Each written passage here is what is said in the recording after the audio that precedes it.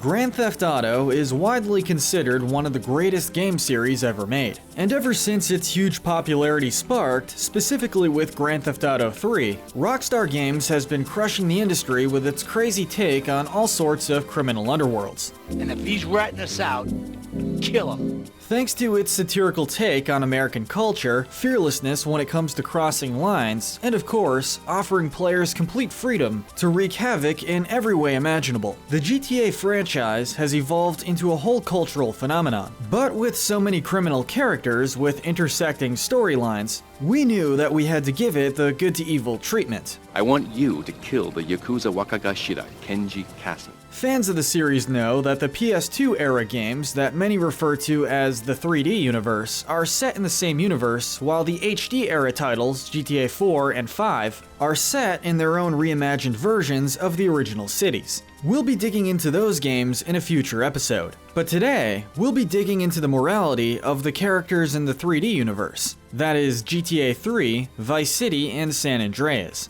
as well as some of Vice City and Liberty City stories. You getting this down, you four-eyed... Before we start, we need to make a disclaimer. We know that there are only a handful of actually good people in the GTA universe. The series is filled with criminals of all kinds. Thus, our list's good end will be a little weighted towards positive moral values that are common among criminals, such as honor among thieves and loyalty. I'm Kyle with Wicked Binge, and I'll have 2 number 9s, a number 9 large, a number 6 with extra dip, a number 2, and a large soda. Yeah, right. Let's eat. This is Grand Theft Auto 3, Vice City, and San Andreas, Good to Evil. Up first, for our most good character, we have Ernest Kelly, a supporting character from GTA Vice City. Not much is known about Kelly's past, but judging by the way he speaks and acts, especially towards Tommy Vercetti, we can conclude that he's a decent person. Mr. Vercetti? Hey, you bought the old Printworks? Sure, he's no stranger to crime, but in contrast to the crimes of others in the series, his are far less severe. He's guilty of counterfeiting money. From what we've seen, Kelly has a close relationship with Tommy, who becomes very protective of him, which says a lot about Ernest, given how violent and scary Tommy is throughout the game. Don't you worry, Tommy. We'll be ready. That soft spot was showcased once Tommy came to the realization that Kelly was brutally attacked by Sonny Forelli's men. Tommy, rip that guy a new asshole for me. I'm gonna rip him too. He immediately catches up to them and kills them out of revenge. Even after the whole ordeal, Kelly still decided to stick by Tommy, even though it's obvious that he's stuck deep in the criminal world, showcasing his loyalty. In our opinion, Vice City Stories is one of GTA's most underrated storylines, and with that said, we're gonna place Louise next. He didn't mean nothing by it. He only hits me when I deserve it. There aren't all that many good characters in the series, and Louise is the rare love interest in a GTA game that falls into that category. Although she has made her mistakes, most notably with drug use, it's a surprisingly sad scene when she's killed by Armando. Make sure Mary Jo takes care of my baby. The Bronze Medal of Good goes to The Truth, who appeared in GTA San Andreas. Welcome, friend. The Truth is depicted as a perfect example of the hippie stereotype. He's an expert conspiracy theorist, has a van dubbed the Mothership, and is a regular drug user. It's in the mothership. Back there. His criminal record shows that he had a cannabis farm and was caught stealing, but that's about it. From the way he interacts with Carl, it's obvious that he's not malicious in any way. Definitely some burnt out brain cells, but aside from that, a decent dude. Calm, brother. Panic paves the way to bad karma. Next up comes Mitch Baker, who appeared in GTA Vice City. When we're first introduced to his character, we're shown a bit of his meaner side. He's tough, assertive, and open to violent behavior. But that's not all that makes up his character. After completing a few missions, we learn that Mitch doesn't do a whole lot except hang out with his clubmates, arm wrestle, and play pool. In his younger years, he served his country in Vietnam, which he alludes to being bitter over. It's noted that he earned a Purple Heart for killing a bunch of Viet Cong, but war is war. All in all, there isn't a whole lot to talk about when it comes to his actual criminal record. He's guilty of a series of petty crimes, which served as a way for him to earn respect from his biker gang. Speaking of his biker gang, it's important to note that he's extremely loyal to them, and even calls them his family, the only people he feels he has a bond to after being forgotten by his country after the war. Summed up best by his quote, "Land of the free? I don't think so. I, Mitch Baker, did not fight and kill in Vietnam for this. I will ride until I die." Next up on the list comes Mad Dog, one of San Andreas' most popular rappers. I'm the best rapper in the universe. I'll jump! I'll jump! Mad Dog managed to get his big break in 1988, and lived the high life from then until he almost succumbed to drugs, alcohol, and his huge financial debt. Still, he managed to get himself out of the gutter and save his career. Based on his actions, Mad Dog isn't a criminal, nor is he an evil person. He was just temporarily swallowed by the fame and fortune. Let's throw in Ken Paul next. A bit of a punching bag, he certainly gets involved with some crime here or there, but nothing violent on his end. He claims to be a criminal mastermind, but that's all talk, which is pretty much what he's known best for. Talk. A sketchy guy, but pretty harmless in the grand scheme of things. Next is Mercedes Cortez, Juan Cortez's daughter from Vice City. Put plainly, Mercedes is kind of a stereotypical daughter of a wanted drug lord, spoiled, wild, and entirely on the wrong path. She's depicted as a promiscuous woman, she slept with Lovefist, starred in an adult film, and worked as a hooker according to Ken Paul. She went through half the cast and crew before I even took a light reading. Funny enough, her father is entirely unaware of her scandalous behavior, and continues to be in the dark even after the game's end. We would never allow a daughter of ours to become a lawyer. Still, even though her decisions aren't good per se, it appears she didn't partake in any real crimes. Next up we have Lovefist, a Scottish heavy metal band most featured in Vice City. Many of their secrets have been revealed throughout the game dialogue. Apparently lead singer Jez Torrent used to have sex with sheep. We need some drugs, pal! But to be honest, when you factor in all the heavy drug use and the hedonistic lifestyle, these guys are pretty much on par with any 80s hairband. Up next, we have Kendall Johnson, CJ and Sweet's little sister. She first appeared in GTA San Andreas as a central character. Kendall is depicted as an intelligent young woman who isn't afraid to speak her mind. At least I got principles. Oh, and I guess that makes you an upstanding American. Her wits made her the brains of CJ's business ventures. And besides that, she's seen exhibiting various entrepreneurial talents, strong willpower, creativity, and is a good leader when given the chance. You buy a dump like this, fix it up, and sell it.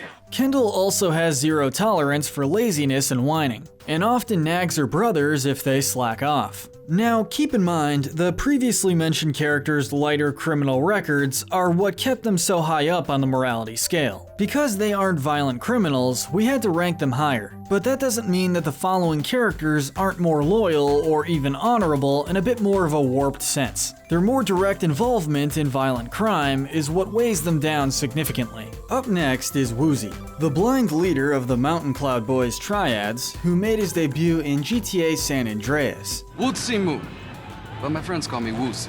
Even though Woozie can be brutal when angered, he truly does strive to take a peaceful, non-violent path if the choice is given. He's also shown to be a loyal and trustworthy friend of Carl, never turning his back in a time of need. See if we can make this guy squeal.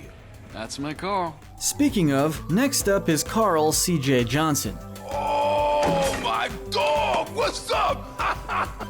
The protagonist of San Andreas. In comparison to previous playable characters in the GTA series, CJ is much different. Unlike Tommy, who's depicted as a bit cold-hearted and prone to violence, CJ is shown to regret many of his actions, and is portrayed in a far more humane way. He's driven almost entirely by what is good for his family, his brother and sister specifically, and he's also shown to deeply love his mother, who had just passed away. Can't believe she gone, man. Still, he has no problem killing rival gang members and willfully slaughtering anyone who threatens to reclaim Grove Street family turf or poses a threat to his business. But CJ's ability to defend his family, mixed with his strong sense of loyalty, is what places him higher on our morality spectrum, certainly as far as criminals go. Where are you off to now? Finna hit the block. See what's happening. Victor Vance is the second protagonist on the list, from Vice City Stories. After his discharge from the army, Victor makes a name for himself in the Vice City criminal underground, owning a drug trafficking ring. Drugs, you're out of here, soldier! Despite being involved in such a lifestyle, Victor is shown not to be completely tainted by the harsh conditions he lives in. Mom! Hey, we're rich! He's shown to dislike drugs, believing they destroy people's lives, and doesn't use them in any way. Victor formed a tough and strict persona when it comes to the crime he commits. He doesn't enjoy the acts, but manages to power through the ordeal by not taking any actions to heart. While being cold and calculated towards his enemies, Victor has a great care for his family and friends, putting them above all of his needs. After developing romantic feelings towards Louise, he puts it upon himself to protect her even though they only knew each other briefly. Thanks, Vic. You're something else. A big part of Victor's character revolves around his relationship with his two brothers, Lance and Pete. Although he's often annoyed by Lance's reckless and irresponsible behavior, Victor is always first to show up when his brother needs help. He shares a deep bond with Pete as well, and even joined the army so he could raise money to pay Pete's medical bills. Look, I'm gonna send some money to Pete! Next up is Umberto Rabina, a leader of the Cuban street gang in Vice City. You think you'll take me on? You think you'll play stupid with me? His loyalty to his gang is extraordinary. Unfortunately, this often means starting fights and participating in shootouts. The Haitians, man, they're laughing at me! Although his demeanor is tough, he does have a softer side to him. When Victor ends up protecting his father from an attack by a rival gang, he's very thankful and later repays the favor by helping Victor and his brother Lance defend their business, when attacked by the Mendez Brothers. Mr. Victor Vance, the punk who needs our help. He also builds up a loyalty with Tommy after dealing with the Haitian gang. Next up is Shawn Johnson, nicknamed Sweet in San Andreas, CJ and Kendall's older brother and a leader of the Grove Street family gang. Sweet is seen to be intensely loyal to his family and neighborhood, and is very wary of strangers, as he does seem to have trust issues. I'm just trying to protect you. For what? So I can date one of your mindless friends? As leader of the Grove Street families, he idealistically thought of using them as a means to keep crack and other drugs off the streets. And even when the gang's influence began to wane, he refused to compromise family and friends. He values loyalty above anything else when it comes to those that are close to him, and isn't keen on forgiving anyone who stabs him or his loved ones in the back. For example, when CJ leaves for Liberty City after Brian's death, he sees it as a betrayal of the gang and his family, but ultimately forgives CJ because, after all, he's his brother. CJ, you my brother, my running dog.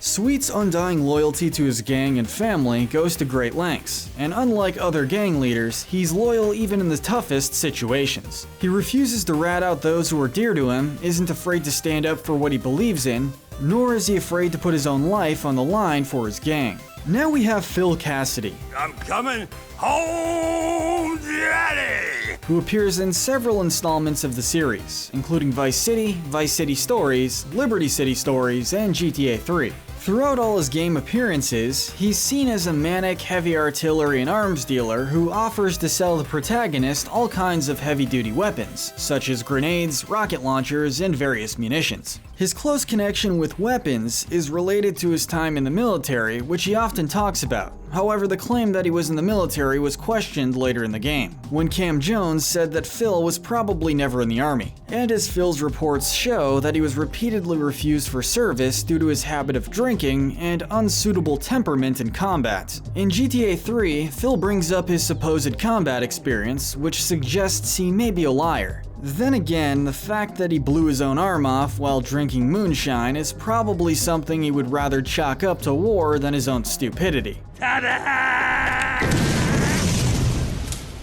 Nonetheless, throughout the game's missions, we could see that Phil's loyalty is in place. He does what he promises and never resorts to stabbing anyone in the back. This is demonstrated both with Tommy and Victor Vance. Now we have Steve Scott, Vice City's most notorious adult movie director. Honey! Sonny, can you please keep the Andacon in the shot? He costs more per hour than you do. Nothing much can be said about Scott, other than the fact that he's the definition of sleazy. But considering the nature of his business, what more can you really expect? Who is this idiot? You!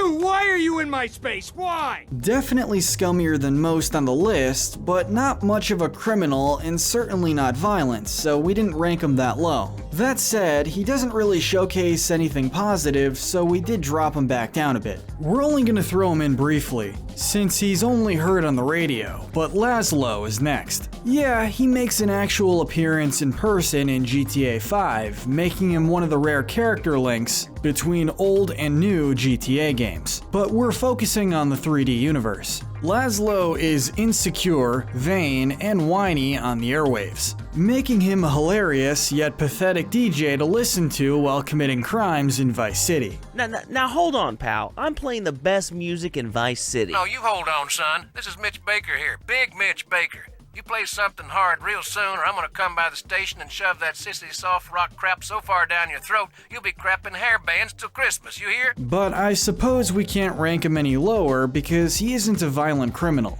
But he really doesn't have any redeemable qualities either. Next we have Caesar. Little is known about Caesar's life before the events of San Andreas, other than the fact that he joined a street gang. Based on his street gang activities, ranging from fights and shootouts, and his involvement in the murder of T-Bone Mendez in order to destroy the Loco Syndicate, it seems he only utilizes violence when necessary. Caesar is also very loyal to his gang, and especially his girlfriend Kendall, who he eventually proposed to. She's with me, so chill the out. I treat her good. And he becomes a loyal ally to CJ during the events of San Andreas. It's time to get my old gang back together. Push out those yay-slanging punks, eh? Up next is Juan Garcia Cortez, who appeared in Vice City. The most notable characteristic of his is his love for fine luxury living. Thanks to his drug trafficking business, he's able to enjoy the finer things in life. Garcia is known for having luxurious parties on his yacht every other day, being in the company of rock stars, famous football players, and even politicians.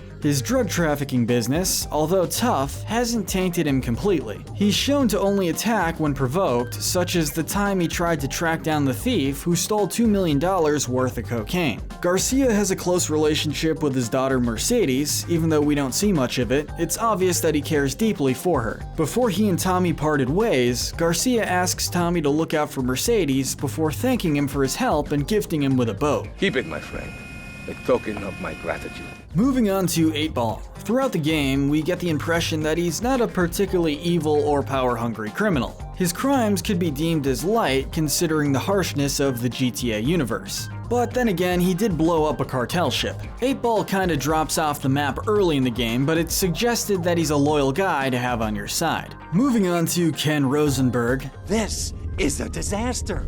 We are so screwed, man. A typical ambulance-chasing lawyer, he's directly involved with pretty much anything that Tommy does throughout Vice City. After getting to know his character, one could say that he has a sleazy, cowardly demeanor to him. It looks like you ruined your suit, and Tommy, that was a beautiful suit. Which isn't totally inaccurate. That said, he's not really involved in any violence directly, and he's surprisingly loyal to Tommy and his colleagues to the very end. Next up is Zero, who was featured in San Andreas. Life is nothing but misery, briefly interspersed with agony. A huge nerd, not much can be said about Zero, other than that he enjoys messing with electronics and running a shop. Regarding his criminal record, he did participate in car stealing and heists, which isn't too bad in the grand scheme of things, but that said, in one mission, he's responsible for the deaths of a number of innocent delivery drivers, which definitely knocks him down our list. Next is Jimmy Hernandez, a police officer who worked alongside Tenpenny and Pulaski. Unlike some members of the Los Santos Police Department, Jimmy seems to have actually started out as a good cop. He clearly strives to end gang violence in a more constructive way, rather than resort to manipulation tactics like Tenpenny and Pulaski. But thanks to his pushover personality, Jimmy is often ignored and ridiculed by his coworkers, and even though he was often mistreated, Jimmy had a certain amount of respect for Tenpenny, up to the point he forced him to kill fellow officer Ralph Pendlebury. Now, although he did kill him, he only did so because Tenpenny threatened his own life. Jimmy continued working with Tenpenny and Pulaski, who planned to frame the murder on CJ, but presumably begins working with internal affairs against Tenpenny. This ultimately leads to his death when the two crooked cops hit him over the head with a shovel in the desert. It's actually a bit difficult to rank Hernandez because we don't know how crooked he truly is, and going along with a murder is bad even if his life was threatened. And frankly, being as close to Tenpenny as he was does not speak very well of him. Next on our list is Maria, Salvatore Leone's young wife. She appears to be ditzy and spoiled most of the time, but don't let her seemingly harmless demeanor trick you. She's capable of being extremely greedy, selfish, and treacherous. She succumbs to drugs and alcohol easily, and isn't opposed to stabbing anyone in the back. I felt like this before, I've OD'd. She's the definition of a gold digger, and regularly cheats on her husband and exploits him for his money. Me?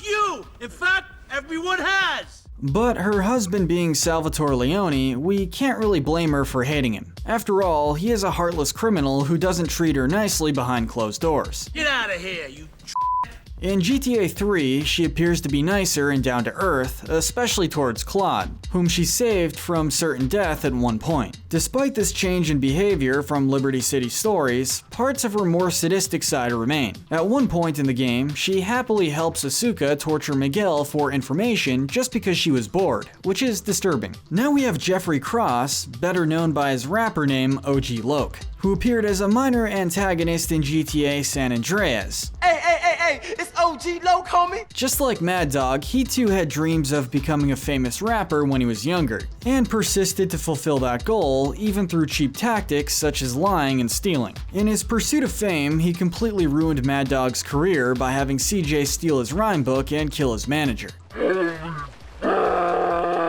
His actions prove that he only cares about himself, and doesn't care what road he takes as long as it brings him the fame and fortune that he so desperately wants. Next comes Mafia wise guy Luigi, the owner of the infamous Luigi's Sex Club 7 and associate of the Leone family. Like his occupation suggests, Luigi is very sleazy, and he's also responsible for ordering attacks on other gangs. That said, he's mostly responsible for the girls that work for him and leaves the more violent stuff to Toni and other associates. Anytime he's shown to give violent orders, it's usually out of defense for his working girls. Remember, no one messes with my girls.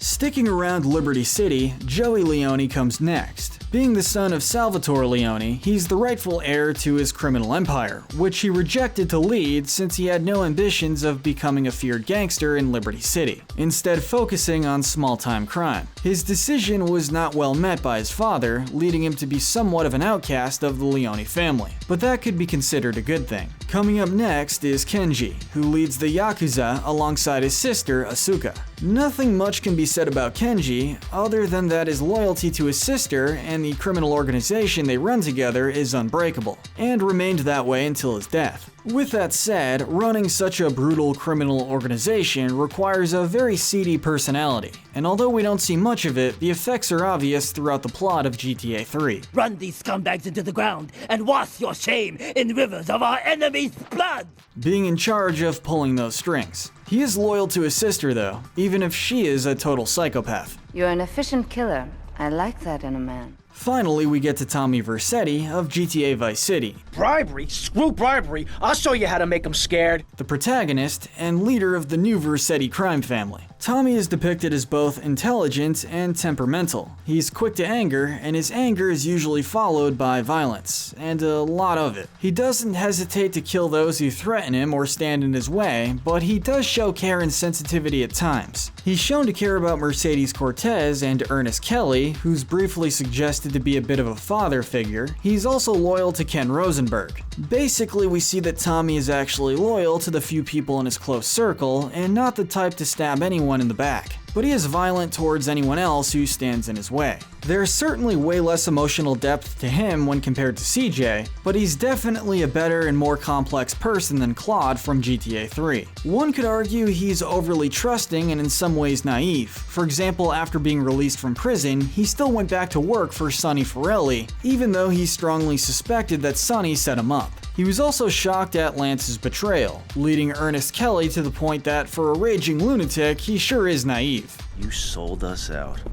No, I sold you out, Tommy. All that said, he doesn't hide his very violent behavior, even stating in the final scene of Vice City, "And I'm a convicted psychotic killer and drug dealer." To which Ken Rosenberg responds, "Ain't it just beautiful?" Toni Cipriani comes up next thanks to his temperamental, violent, but also loyal personality. In many ways, his personality is similar to Tommy, as both of them are easily angered and often resort to violence really quickly. While Toni is capable of doing extremely violent and heinous crimes, such as the time he used an axe to kill Giovanni Casa and then cut his body into small pieces, he too can actually be remorseful and even goes to the cathedral to confess when the guilt takes a serious toll on him. His loyalty is also in place. Toni is extremely loyal to his bosses. For example, he put his own life in danger to save Salvatore from being crushed by a car. The fact is though, Tommy Vercetti is definitely someone with more of a backbone than Toni, and we'll give him the slight edge for that reason. An associate of Tony's, Mickey Hamfists, can go here as well. Loyal to the Leone family, he is a murderer, shooting O'Toole in the back of the head. But he's loyal to Salvatore and the organization. Tony, the first drink's on me. Moving on to Auntie Paulette, the elderly Haitian matriarch and the leader of the fearsome Haitian gang. Come in, my dear, and rest your soul. Don't let her age and looks fool you. Whenever she appears, havoc is close to follow. Besides planning various violent attacks on rival gangs, Paulette is known to use other tactics to get her way, like using a mind-altering voodoo potion on Tommy in order to get him on her side, which is scary to say the least. Yeah, sure. A character from Vice City Stories, Marty J Williams, is worth a mention. A drunken hillbilly who runs a wide range of criminal activities in poorer communities, Marty is always angry and both verbally and physically abusive to his wife. You better have this cleaned up before I get back. To the point where he eventually kidnaps her, prompting Vic to track her down and take him out. Next comes Miguel, who appeared briefly in GTA 3 and Liberty City Stories. Put quite plainly, Miguel is what criminals call a lowlife. He's disloyal and isn't above spilling secrets if that assures him some kind of gain. His criminal life is short-lived though. He ends up being tortured to death by Asuka. Moving on to Avery Carrington, the most powerful real estate mogul in all of San Andreas and Vice City. He's everything that you'd expect to see in a money-hungry real estate tycoon. Selfish, greedy, arrogant, and the list goes on. Now nothing brings down real estate prices quicker than a good old-fashioned gang war. His self-made business is built on countless immoral crimes committed by him and his associates, including gang warfare, arson, and murder, just to name a few. Go beat 8 tons of crap out of him. Next we have Torino. Put quite plainly, Torino is a highly cynical American government agent who doesn't mind manipulating those around him to suit his own agenda. Throughout the game, we see him use Carl as a courier, saboteur, and assassin. Still, we must hand it to Torino, even though he is a manipulator, he is a man of his word, as he did fulfill his promise to Carl regarding his brother's early release from prison. Still, he does leave CJ to deal with the blowback after coercing him into stealing a fighter jet. You just gotta steal a military jet off an amphibious assault ship and use it to destroy a flotilla of spy ships. Nothing big. So, not a trustworthy guy. Another corrupt agent, we have Ray Makowski. Really, just about as corrupt as you can get, he's a police officer working for the Yakuza and is being investigated by Internal Affairs and the CIA. I'm a marked man, so I'm getting out of here. Luckily for him, he was able to escape the city thanks to Claude. Now, we have quite a few mob guys left to rattle off, and we're starting first with Salvatore Leone. Granted, one could argue that his relationship with Claude wasn't all that deep or special, he did still try to kill him with a car bomb. Now, the two characters weren't exactly close friends, so it's not the deepest cut as far as betrayals go, so we can only rank him so low. That said, he is the boss of the Liberty City Mafia, and this isn't clean work at all. He's behind many hits and assassinations. He doesn't trust many people, which arguably may stem back to having his casino robbed by CJ in San Andreas. We're gonna throw in Joseph O'Toole. This guy is a bit of a mess. Desperate to move up the ranks, he jumps ship from the Sindaco family to the Leone family and ultimately pays the price for it, ironically being whacked by Salvatore's guys because he wasn't trustworthy. It's also suggested that he went to prison for statutory and has some highly illegal stuff on his hard drives, but it's not confirmed. Torini was the major antagonist from Liberty City Stories. Truthfully, not the most complex of bad guys, he kinda just fits the general mafioso archetype. Claiming he wants to ease tension between the three major crime families, his ulterior motive is to completely take over. Standard mob stuff with an extra touch of weaselness. For that matter, we'll throw in Vincenzo Seeley from Liberty City Stories here as well, since he's basically another weasel as well. This is my town, Tony! My town! Uncomfortable with Tony's rise through the ranks, he sets him up to be killed. Yeah! I'm gonna cut you up, little man! And he has a complete disrespect towards his own mother. You're disgusting. Where's your respect? Respect? I call it multitasking. Moving on to a lot of backstabbers, next is Lance Vance. Lance Vance is about to get brute on you! Although Lance talks regularly about loyalty and avenging his brother's death, that loyalty isn't extended very far. Even after Tommy saves his life, when he's being tortured by Diaz's men due to his impulsive behavior, Lance still turns coat and betrays Tommy in the end, saying this is Vice City, this is business. Sorry, Tommy, this is Vice City. This is business. Even in Vice City Stories, Lance appears to care very little about others and has a severe drug addiction and lies about it to his brother. He reacts in a very cold, apathetic way when Louise is killed, and we see that he doesn't really care about anyone else. But she wasn't right for you. Another traitor is Ryder. Ryder is depicted as a loud, wild, and unpredictable person who is known to go on rampages around his neighborhood. Kiss the motherfucker out in your bed. Yeah, I'm feeling that. Though Ryder is passionate about Grove Street families for a while, his loyalty to it quickly diminishes after Big Smoke offers him an opportunity to make some easy money, making him nothing more than a common traitor. Where you think you going?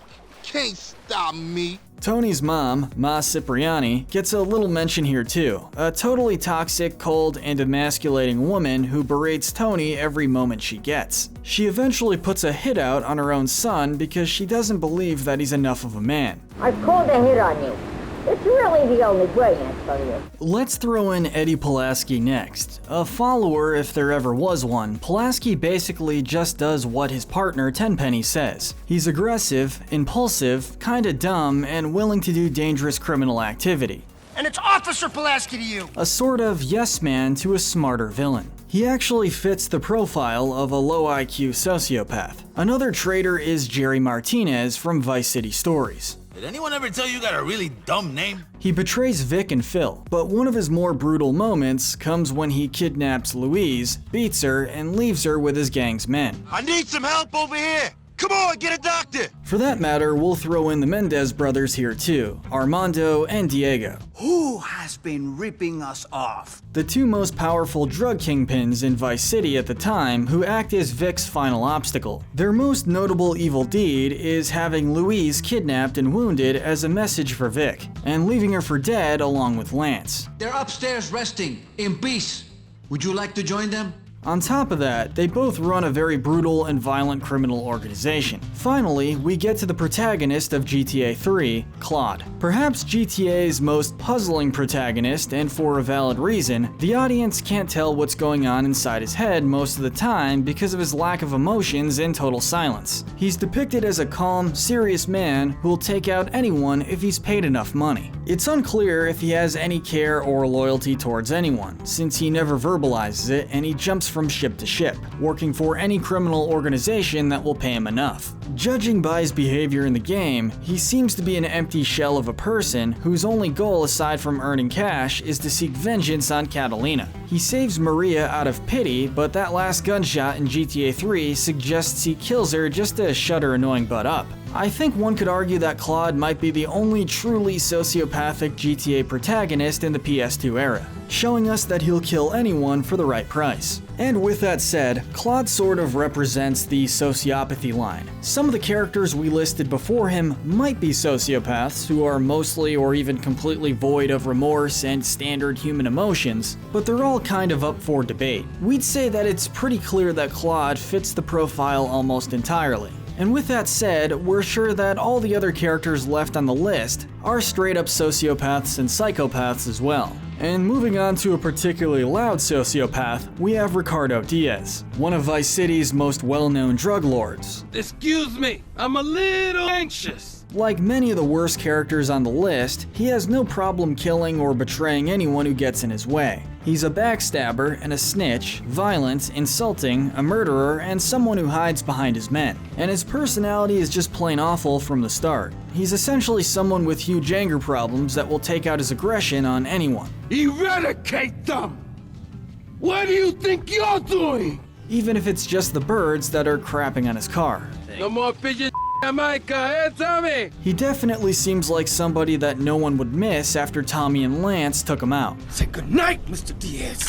Now let's talk about Sonny Forelli, a leader in the Forelli crime family. Sonny is shown to be a power-hungry, impulsive, and ruthless monster. He's willing to do anything to ensure he gets more power, going as far as planning a drug trade business, despite it traditionally being a red area for the Liberty City Mafia families. He's also vicious and manipulative from start to finish. Since he's just a conductor in his mafia's actions, you'd think he'd be loyal to his comrades that work for him, but no. Sonny is incredibly disloyal and jealous and will stab anyone in the back if it benefits him. For example, he had no problem with betraying his friend and ally Tommy in 1971, simply over jealousy and possible paranoia over the latter's rapid rise in reputation. You took 15 years from him, Sonny. Now he's gonna make you pay. Those 15 years were mine to spend. Now we have Asuka, the co-leader of the feared Yakuza gang in Liberty City. Judging by her actions, we can conclude that while she is loyal to her family like her brother Kenji, she is at the same time extremely cruel and sadistic, torturing Miguel and enjoying it, and even showing Maria the right ways to help her. She's managed to extract this little gem from our guest. She's responsible for ordering assassinations and causing widespread violence throughout the city.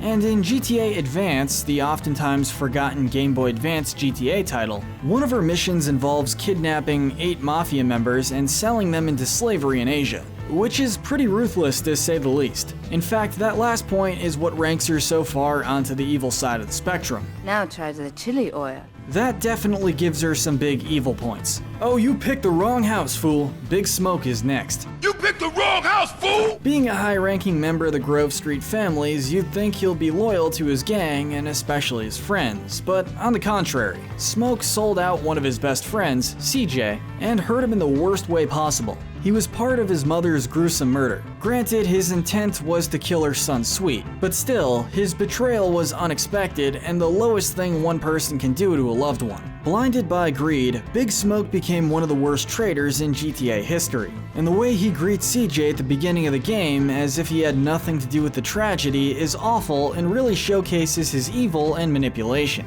But let's segue right into the other primary antagonist to San Andreas, Frank Tenpenny. We own you. You're ours. Perhaps one of the most hated villains of the franchise, and for valid reason. Frank seems to have absolutely no good sides to him. He's nothing more than a violent, sadistic, impulsive, selfish, and evil man who enjoys using other people as pawns. He hides behind a badge and misuses his status as a police officer to kill and steal instead of protecting the innocent. Destroy all his evidence before he testifies. He isn't loyal to anyone other than himself, and he's an especially cruel man, at one point having CJ dig his own grave out in the middle of the desert. He's killed other cops, criminals, and innocent people, and is really only out for himself. I suppose the one good thing about Tenpenny is that he's up front from the beginning about being a snake from the moment you meet him. Now you get the dossier and you make both of them disappear. You never question what a terrible, corrupt person he is, unlike Smoke. But that isn't a virtue, as Tenpenny seems like a genuine sociopath in everything that he does. 50 of me,